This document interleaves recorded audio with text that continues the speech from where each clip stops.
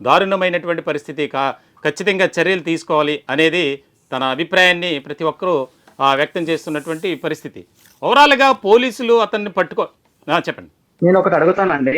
ఇక వారి గురించి చెప్పండి. ఎలాగో మనము యాక్షన్ తీసుకొని పోలీస్ డిపార్ట్‌మెంట్ వాళ్ళు ఎలాగైనా పెద్ద యాక్షన్ తీసుకోవాలి. వాడిని బయటికి రాకుండా చేయాలి.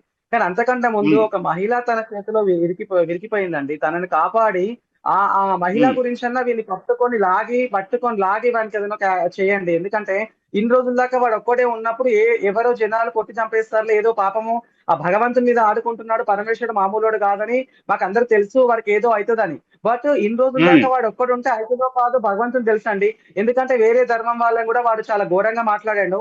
వాళ్ళకి గూడా వీని మీద ఉమ్, చాలా కోపం ఉంది. ఏదో ఒకటి ఉమ్. అటాక్ అయ్యి వాడికి ఏదో క్లోజ్ అవుతదని మొన్నటిదాకా అనుకున్నాం. అందుకే మీరు కొంచెం జర ఎక్కువ యాక్షన్ తీసుకొనైనా సరే వాడిని పట్టుకోవాలని నేను మనస్ఫూర్తిగా కోరుకుంటున్నాను. ఆ అమ్మవారికి, పరమేశ్వరునికి, మీ మీడియా వాళ్ళకి గూడా. తప్పకుండా మీరు ఏదైతే మీ యొక్క అభిప్రాయాన్ని తెలియజేశారో, మేము మా వంతుగా సామాజిక బాధ్యతగా ఒక మీడియాలో ఒక బాధ్యత కలిగినటువంటి వ్యక్తులు మేము చేస్తూనే ఉన్నాం.